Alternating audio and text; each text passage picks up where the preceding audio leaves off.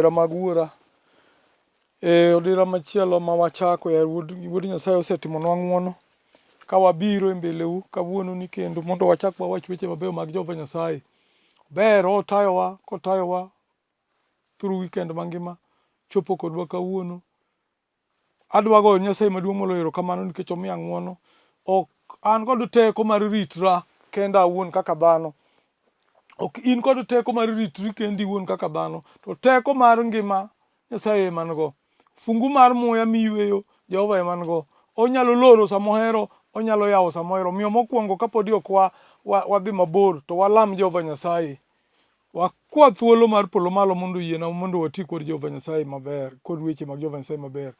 Agoyo ni erokamano Nyasaye maduong' moloyo, Jehova mar oganda lweny, jaduong' mar ndalo, isetimonwa maber. Kimiyowa thuolo mar neno odiechieng' ma kawuono ni. Chak imedowa odiechieng' achiel e ngimawa Nyasaye kuom ng'wono mari. Ok wan go wabeyo Ruodha moloyo jogo mane ngimagi osewuok e piny. Ok wabeyo moloyo jogo mane odonjo kata ute twech mok nyal wuok kata oko kawuono. Ok wabeyo moloyo jogo monindo e ute mag chieth ma ok nyalo. Jadolo seche machalo kama wakwayi ni miwa ng'wono ni Ruodha. Adhi pimo wach kod oganda gi Nyasaye. Goya kolang' mondo awach wecheni mawinjore Jehova. Kech kok in emigoya Ruodha onge gima anyalo wacho. Ka an dhano ok anyal nyalo.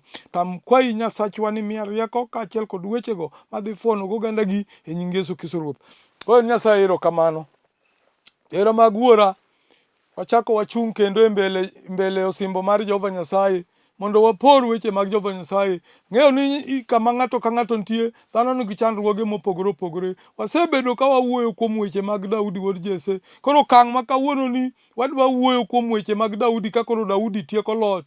Nyasaye osetimo ni Daudi ng'wono ka Saulo osemanye kabisa kendo manye mondo oketh ngimane. To en otamore kata ka Solomon ochopo machiegni kode monego bed Saulo ochopo machiegni kode monego mak mondo odi. To otamore kowacho ni mano ng'at mowir mar Jehova Nyasaye. Adwa kwayi nyaminwa kawuono, chikane iti mondo wagane mbaka mondo ing'i ane to inyalo chopo ir Jehova Nyasaye go ng'wono machalo mane Daudi nigo. Inyalo miyo Nyasaye luor gi luor mane Daudi oluoro go Nyasaye. Nikech Daudi mokwongo luoro ngima mar ng'atno ma Nyasaye osewalo. Nyasaye ma osechweyowa moketowa e piny. Ng'i ane ni in tiluoro ngima ma nyawadu machalo nadi. Iluoro ngimana machalo nadi. Iluoro ngima nyathini machalo nadi. Iluoro ngima mar jaodi machalo nadi. Nyaminwa wadwa. Uluorore machalo nadi kaka udak e ot. Adwa kwayi ni kaw thuolo matin tu ng'eyo tang'eyo ni wuok idhi e tich. To adwa kwayi miya dakika matin tu mondo iwinja ne weche ma wadwa poro kokalo kuom weche mag Jehova Nyasaye. Wabiro yudo somo mokwongo e kitabu mar rapar mar chik mokwongo 28 kwan matindo 9 ema wadwa chako go. 28 matindo 9 rapar mar chik mokwongo 28 matindo 9. Daudi omiyo Solomon tich gero hekalu. Haleluya. Neno ka Daudi osetiyo kendo en ruoth man kod teko mang'eny. To gero hekalu ok onyal gero. Nyasaye ok oseyiene mondo mi oger hekalu. Nikech Daudi en jalweny. Daudi en ng'at Jehova Nyasaye to onego ji mane kalo marach mbele osimbo mar Jehova Nyasaye. Koro Nyasaye ng'iye kaka ng'ama lwete otimo remo. To Nyasaye ohere pod Nyasaye kwane kaka ng'at ma chunye chal kod chunye. Koro kochopo kang' oseyiko material duto nyaminwa wadwa. Iseyikri kabisa idwan mondo iger ni Jehova Nyasaye ot. Haleluya. Ot midwa gero ni ok onyal bedo kata ot ma Jehova Nyasaye moko hekalu mane bath koru oseger maber. To nitie nyamin moro ma chiliel mosechandore ma onge nyalo. Koth goye ok onyal, mano bende hekalu kitiyo kanyo kod fedha ni migero odno ma nyamin oyudo ot. Obiro goyo ni erokamano. Obiro wacho ni tho wuod joka ng'ani Nyasaye ogwedhi. Nyasaye dhi gwedhi. Daudi oseiko gik moko. Daudi oseiko kila kitu monego ger koro Nyasaye ot. To Nyasaye otame no hoyo. Ok inyal. Koro Daudi tudore kod Solomon wuode nikech Solomon ema koro kawo telo kar Daudi.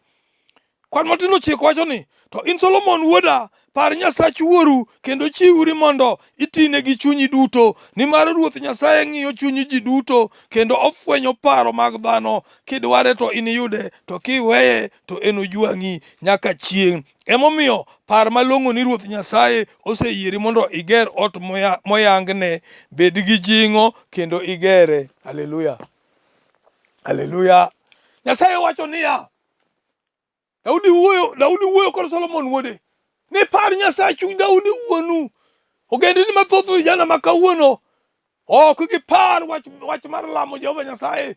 Jolewo kuonde matindo tindo ne kata kidich machalo nadi to kaw odiechieng' achiel mondo iduok ni Nyasaye erokamano. Daudi paro ni Solomon wuode nikech ong'eyo kit vijana kaka vijana chalo. Daudi ong'eyo kit vijana kaka vijana chalo, especially vijana manonyuol e ufalme. Gin vijana manodongo ka onge chandruok, ne giyudo gimoro amora ma gidwaro. Wigi ne nyalo wil kod Jehova Nyasaye ma gidonje lamo nyiseche magalagala. Emomiyo Daudi paro ni Solomon wuode, ni to in Solomon wuoda, par Nyasach wuoru. Par Nyasach wuoru, in nyamera, par Nyasach wuoru. Ichung' kod Nyasaye no nang'o?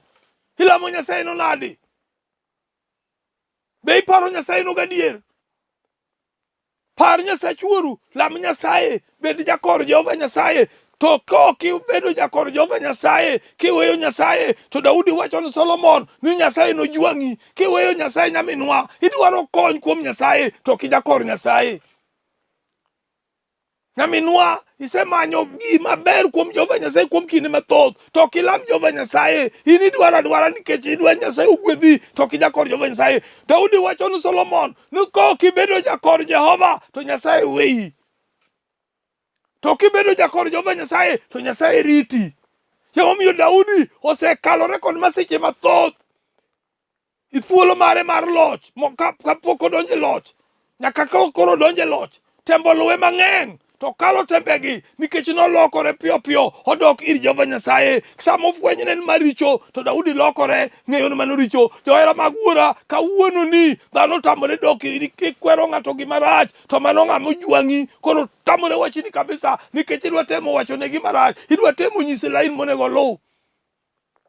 Daudi nyiso wuode ni ma e lain monego iluw. Owachone niya, kiweye to enojwang'i nyaka chieng'. Emomiyo par malong'o ni Ruoth Nyasaye oseyieri mondo iger ot moyangne, bed gi jing'o kendo igere. Haleluya. Ok odhi gero ot kuom tekruok ne owuon, nikech mwandu mag gero ot to Daudi oseiko.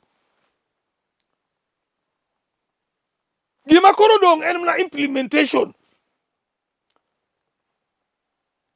Tich koro mar Jehova Nyasaye, Daudi nyiso Solomon, tijni to kiweyo mok iluwo Jehova Nyasaye gadier, to Nyasaye biro jwang'i. To kiluwo Nyasaye gadier, to Nyasaye biro bedo machiegni kodi.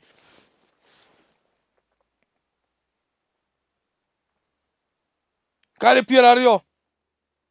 Bang'e Daudi nowacho ni Solomon wuode niya, bed gi chir kendo gi jing'o, kik chunyi nyosre kendo kik iluor, to chak mana tich nikech Ruoth Nyasaye ma Nyasacha nobed kodi kendo ok nojwang'i kata weyi kapok itieko tije mag ode. Ne ing'eni inyiso Daudi Solomon ka ni seche moko kosetieko tich to weyo luwo Jehova Nyasaye, to Nyasaye nyalo jwang'e.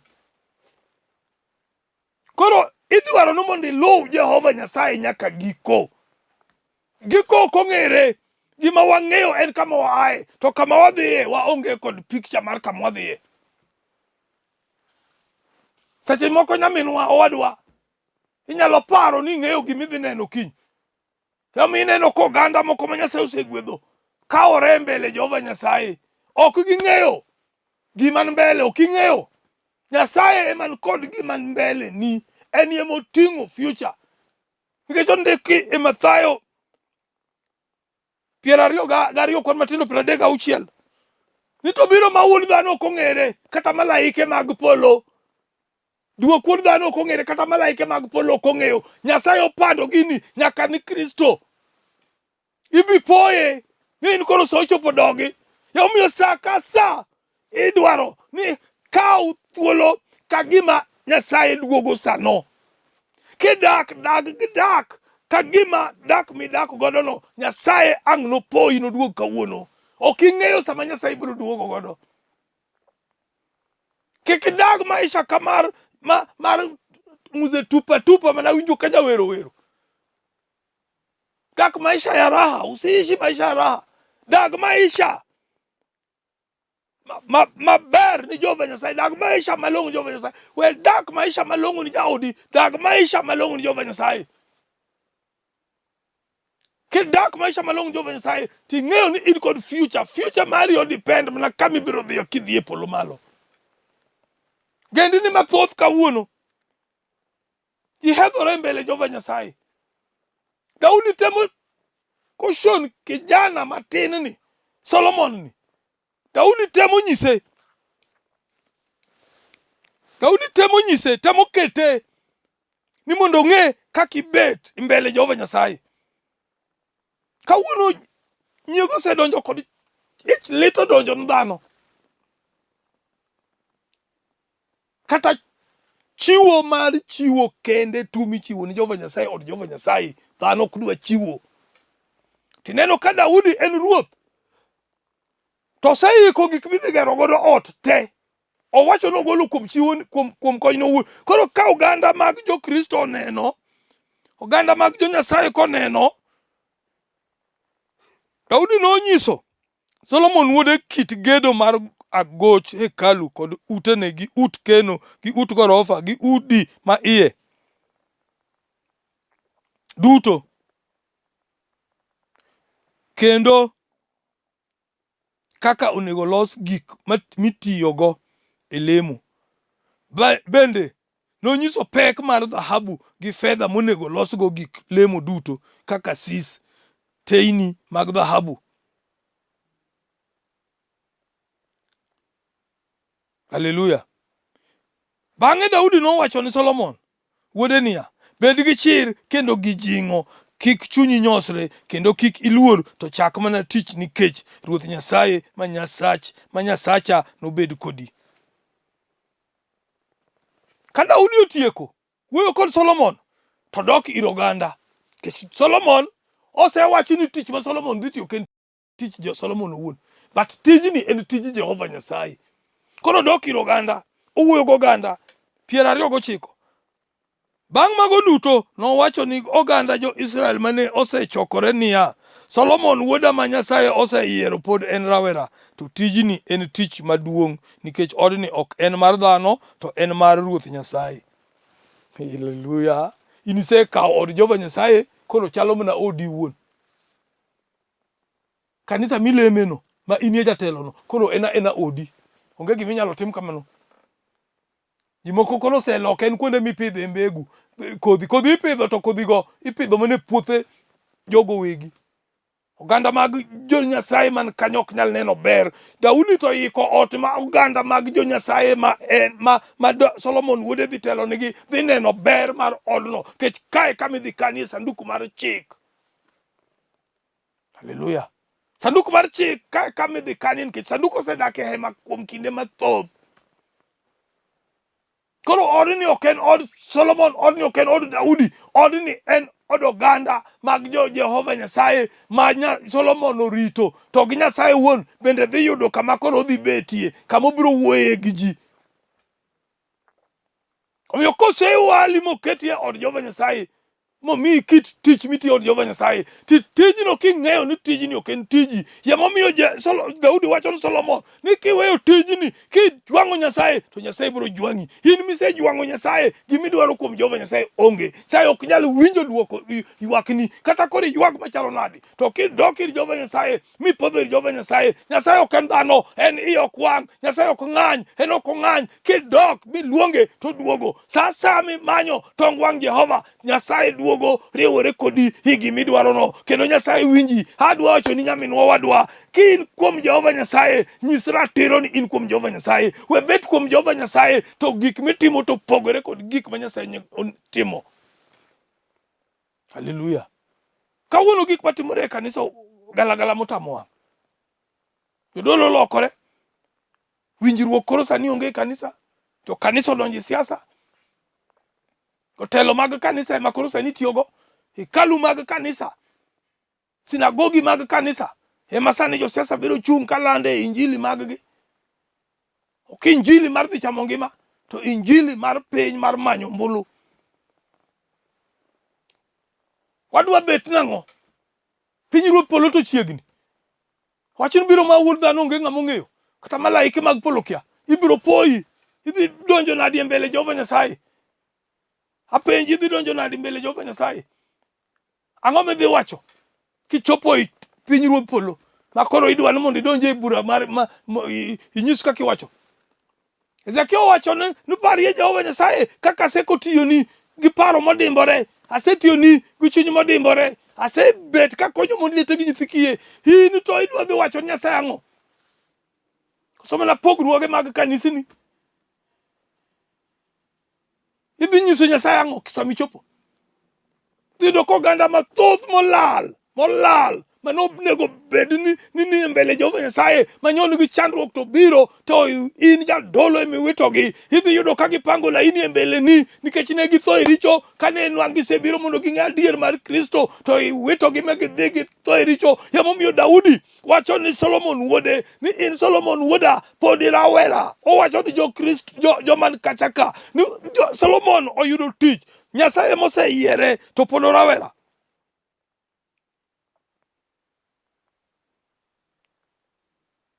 Wacho niya, Solomon wuoda ma Nyasaye oseyiero pod en rawera, to tijni en tich maduong', nikech odni ok en mar dhano, to en mar Ruoth Nyasaye. Asetemo kar nyalona ma iko gik moko ni tich od Nyasacha, kaka dhahabu gi mula gi nyinyo gi yien kod kite mabeyo ma nengogi tek mag loso ot kendo mag gedo, to bende agolo kuom mwanduna awuon. Jodolo ma kawuono be golo achiel mar 10. Wanatoa hawatowi, wanangoja kutolewa, rito ni mondo golunu. To Daudi to golo kuom, en mfalme, to golo i mwandu ni owuon. Parane uru, dak wapuonjre kuom wechegi. Luwane historia ma Daudi mi bikodo nyakichop kama koro wachope, ma koro weyo loch ni Solomon wuodeni. Ka en ng'ama obidhore modimbore. Saulo manye mondo nege, to Saulo donjo i rogo kama obute, to oweyo madhi, ni mano ng'ama owir mar Jehova Nyasaye. Saulo manye ogo kambi machiegni kod kama entie mondo manye, kiny ka piny oyawore onege, to dhi nyaka e kambi moyud Saulo konindo, to en gi tong' e lwete, to oweyo Saulo moko nego, kendo kawo mana tong' Saulo kod puga mar pi yamodhigo, oweyo ne para ma ng'ama chalo nade. Ng'ato manyi ka mwanda, to kiyude kama koro thuolo Nyasaye omi thuolo mar mondo itiek kode, ni to oweyo ng'ano, ma ng'ama chalo nade. To neno kama ni ng'at machalo mana malaika ma Jehova Nyasaye.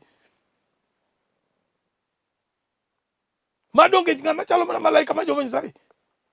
Koro oluweyo loch ni Solomon wuode, to onyiso jodongo, nikech Solomon ok dhi tiyo tijni kende, ni Solomon wuoda ma Nyasaye oseyiero pod en rawera, to tijni ok en tich matin, en tich maduong', nikech odni ok en mar dhano, to en ot mar Nyasaye. Asetemo kar nyalona ma iko gik tich duto, to gigi agolo mana kuom mwanduna awuon. Dhahabu ma Ofir, moa Ofir moromo kilo 100,000 gi fedha maler moromo kilo 200. Mi jodong dhoudi gi jotelo mane rito dhout Israel mano kare 6, gi jotend ogend lweny madongo gi matindo kod jotelo mag tich ruoth noyie gi chuny achiel mogolo dhahabu moromo kilo. Nineno ka tich ma Daudi osechako osedhi odonji chuny jodongo gi jotelo mag lweny, koro gigolo gi chuny achiel. Kichak kibedo jatelo kuom tich mar Jehova Nyasaye, to ganda ma utiyogo biro tiyo tich gi chuny achiel. Kawdi biro nwang'o jotelo mag kanyakla mar Kristo, ma kokwayo nyamin namba mar simi kanisa, to nyamin ok nind. Tij chando nyimine mondo ji kod simu Otieno nyaka pinyru. Mano to jadolo. nyako cha nomiye namba no mar simu no innocently kong'eyo ni mani jadolo ka ogud morwako seche moko ka ulemo go gute kaka wan walemo go gute makwargi koro ing'ama jadolo mogute nyiso simbo en osimbo mar tich mar dolo oguti no koro dak timie luor bro nwang'o ka jadolo ma sama ne ochung' mbele altar mar Jehova kisidho simbo mar tich dolo jadolo ni koro yako dhi opango numiyo moro ot tandora moro pango no ot kitengela moro pango no ot kawayole moro pango no ot kawangware to en jadolo. Hallelujah. Makori jadolo kosi jakwadh nyimine magi duto chuno ni nyaka wawacha nikech ka wawacho gi tibiro ng'eyo ni gin makosa magi dhi moni chamo ngima mosiko manyaka chieng'. Kaito jo Kristo ma bende jodolo rito bende tamore rito jodolo gi maber. Emomiyo jodolo donjo ladhruok gi mifwadhi. Ineno ka jogi gigolo gi chuny achiel nikech gineno ka Daudi osegolo gi chuny achiel. Emomiyo adwa wacho ni nyaminwa gowadwa in midwaro gweth nyaka igwedh od Jehova Nyasaye kod mwanduni. Ondiki ngeche 3:9 ni nyaka chiw mwanduni mabeyo mogik ni tich Jehova Nyasaye. Jaka dere ni okano kos cham. No mi divai mang'eny makamikane onge. To ini dwaro gweth to lweti to chwok, lweti kano ku. Ipenjo nana ami Nyasaye mi agang'o. Moya mi yweyo no en mari, moya no donge much Jehova. Moya mi yweyo donge mu Jehova. Sami dwaro gweth nyaka bendi chiwri mi yie ni nyalo wilo gi Jehova Nyasaye. Sami dwaro gweth kaka wan jo musanda wachiwo gweth mar kanisa, wachiwo chiwo mar headquarter dichiel e higa. To dichiel e higa idwa neno ka ng'ato lidho gi siling 100 100 bob. Ng'ato lidho gi siling 500. To Nyasaye to nosetimoni maber the whole year. Nyithindi onge malaria, nyithindi onge pneumonia, nyithindi onge tuo. Nyasaye ogwedhi otimoni maber. Ibe tieko higa kingima makata daw panadol ok imuonyo. Kato koro ko wacho ni wachiwuru ni Jehova Nyasaye. Tidwa chiwo ni Jehova Nyasaye siling 5. Idwa chiwo ni Jehova Nyasaye siling 50. Daudi owacho no golo gik moko ikeno ne iwinjo ni ogolo Daudi ogolo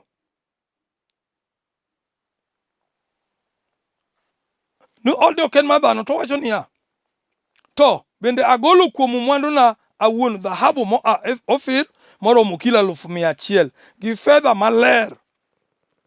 Ato dwa golo yugu kata kani ai puodho gi cham to mi piedho bodong' manomiyo Nyasaye okuong'o kein. Yamidwa mondo iteri mbele Jehova Nyasaye. Daudi to golo maler mogik. Adwa wacho ni ya nyaminwa kata wadwa. Mondo iyud gweth mar Jehova Nyasaye to nyaka ibed ni ng'ama opuonjore wilo kod Jehova Nyasaye. To kik idhi wilo kod Jehova Nyasaye ni mondo neni ni chiwori. No. You will gi Jehova Nyasaye ni chiwo from the bottom of your heart, from ibwo chunyi won mapiny. Mondo Nyasaye ogwedhi gi chunye duto nikech Nyasaye ok en dhano, en ok ong'ich ka dhano. Mopro neno ng'ane jachiwo. Jaod ng'ane chai ma jachiwo. Nyasaye dwa ng'iyi gi chuny migolo go gimigolo no. Nikech once ni sechako paro ni golo mondo neni, Nyasaye oseneni. Ong'eyo ni ma jamriambo. Koro gol from the bottom of your heart. Kata kidhi i kanisa Jumapil, gol sadaka maler moriere tir manyalo dong' mager od Jehova Nyasaye.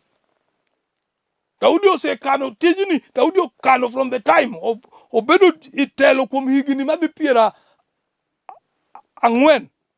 To higni gi duto no en gu pango mager Jehova ot to Nyasaye no tame. Koro chopo kang' ma nyaka gini bed implemented to bedo implemented kokalo kuom nyathi Daudi miluongo ni Solomon. Mani e gima adwa kwayi. Agon Nyasaye maduong' moloyo erokamano. Johera mag wuora kinde tin to alamura lama Jehova Nyasaye. Ok wang'eyo biro mar Wuod Nyasaye kinde mobiro bire. Ok ang'e no dhi biro karang'o. Koro in ma ing'eyo wach Jehova Nyasaye, tin Nyasaye, dog ir Jehova Nyasaye, dwar duong' mar Jehova Nyasaye. Ondiki Johana Isaya 55 kwan matindo 6. Dwar Ruoth Nyasaye ka kinde nitie. Ma e kinde. Sani nitie ng'ama tuo e osiptal ma kata ting'o dhoge mondo lam Nyasaye ok onyal lamo. Tie ng'ama osetho ma ok nyal yudo thuolo mar repenting. Sani koro onge repentance nikech koro isegiko ka. Ma koro e thuolo milokri. An ka wachoni to awachoni mana mondo areke bishagoyi. Ok awachni ni a castigate inidwa koro mako koda ding ka kiny waromo to nyong'ane ne yala. Ok ayali embe na kiai. Ana yalo injili mar Jehova Nyasaye. Sayo omiyo wabidhruok, wabidhre, wabed joma long'o ni Jehova Nyasaye. Mondo ka Nyasaye oti kodwa maber. To wawe bedo joma ketho weche mag Jehova Nyasaye ka watimo gigewa ma wan wawegi moparo. Somebody obiri kanisa koparo ni kanisa kanye miyude mon. Mon ni e club. Ok kanisa. Mon ni koinange Karumaindo makai kuond miyude mon ok ka. Kalu kani en wacho wa Jehova Nyasaye iloko chunje mosetur mobiro. Mane gimo kelo wakai. Sai mondo gwedhna. Erokamano. Ago Nyasaye maduong' moloyo erokamano. Agoyo mos ni owadwa wuod Ajino e piny South Nyanza Kanyamkago mane owito min ode. Saye mondo timni maber kendo kwe chunye kinde ni wuod Ajino wan kodi kanyakla achiel. Ng'eyo ni mane yo ma dhano duto dhiye. In kineno ka jaodi otho seche moko chunyi nyalo bedo malit kiparo ni olalo ngimane. No, ngimane olok kod Jehova Nyasaye. Koro ikaw mijing'o kuom Jehova Nyasaye kindeni. Oganda duto ma jo Kanyamkago kamileme Nyasaye mondo ritu kuchano chenro ma iko mama. Nyasaye mondo telnu. Jowa duto ma jo Nairobi wan kod safari madhi Nakuru tarik 5 wadhi Nakuru e piny wuod Owido Joshua. Wadhi yalo injili Nakuru. Keturu weche mag Jehova Nyasaye mbele. Ka Nyasaye otelo no wachopo Nakuru maber waduogo. Wagoni Nyasaye duong' erokamano. Ni pate waduto mon go Nairobi, Pastor Mark Juma, Pastor Bernard, Pastor Mike, Nyasaye mondo ritu. Wan gi chenro ma wasechako mar rwako wadwa Bishop, acting pastor, acting Bishop George Sau e kom mar Bishop tarik 8 dwe mar 8. En mupango makoro wan go kendo en gima dhi timore. Joma ne orito ne dwa neno, koro udhi neno katimore. Nyasaye mondo telnu. Joma wayrwako ji duto kendo ji obiya e chokruok maduong' ma biro timore e dala mar Mathare. Nyasaye mondo gwedhu. Aka achaka awachonu ni nyinga en Bishop Stephen Otieno Jwang'. Oduge Nyauholo, piny moro miluongo ni Tingare. To Nyasaye oloso na dak sani e dala mar Sirembe e piny mar Gem. Kae alemo Kaloleni Church, e Msanda Holy Ghost Church of East Africa, Nairobi region. Nyasaye mondo gwedhu. Walam Jehova Nyasaye. Agoyo ni niero kamano nditi maduong'. Jehova maduong' moloyo, nyingi yudo duong' gi pako sana e polo malo. Par piny olewo gi weche mathoth ya wuod Nyasaye mangima. Anjawo donje piny ya wuod Nyasaye, dhano osewe yore ni, dhano luwo yore gi giwegi. Tadwa kwaye Nyasaye ni timnwa maber kiparowa mondo chieng' moro warom kodi e polo mar 3 mar paradiso. Tim kamano Lwanda mar Agabo, jogowa ma dendgi lit kawuono ni Ruoth. Kwayo chang mapiyo kuom gi ya Nyasachwa. Mago mowito ngima gi ya jadolo kaka owadwa wuod Ajino. Polo en mari Ruodha, yier kamoro maber madikete ya Nyasachwa. Erokamano ka gin gi chenro mar dhi e yiko Ruodha titelnigi. Weche tek ya jadolo seche ma uwito ng'atu manyocha ni dho chunyu ya Nyasaye. Ruoth in emibiro miyo gi mijing'o kendo ibiro timo nigi maber. Lwanda mar Agabo, jakony ma jochan Mesia. Duong' gi pako dogni e polo malo Ruodha. Kawo weche duto mag Nyasaye mag din ma musanda kete lweti. Weche matek Ruoth in emiloso. Ibed jakorwa Lwanda mar Agabo. Aluongo nyingi sibuor mar dhood Juda. Omine ma joma dendgi lit ya Ruoth in mimiyo ji chang. Akwayi ni lamni nyimine ma dendgi lit. Lamni owete ma dendgi lit. Lamni owete ma bende nigi chandruoge mopogore opogore. Udi ma Satan odonje makethore, wuod Nyasaye in miloso udi. Los utego. Lamni Lolwe TV Ruodha. Vijana duto matiyo ka wakete lweti. Nyaka jotelo duto Nyasachwa kawo gi aketo gi lweti. Ger TV ni Ruodha, bed TV maduong' kinde mabiro. In gimi wacho na twa mabor ichako gondamo achiel. Nyasachwa bedie jakorwa duto. Joyalo mag injili e TV ka. Nyarombe miwa teko. Igwedhwa itimnwa maber. Timo kamano Lwanda go niero kamano e nying Yesu Kristo Ruoth. Mono mar Ruodha Yesu Kristo, hera ma Nyasaye Wuoro, laro kumaro males koro nyaka chieng'. Amen. Erouru kamano. Nyasaye mondo gwedhu ka waromo kendo wik machielo. Erokamano. Nyasaye gwedhu. Timnu maber. Ranyisi mar surrender, atiwa chunya duto.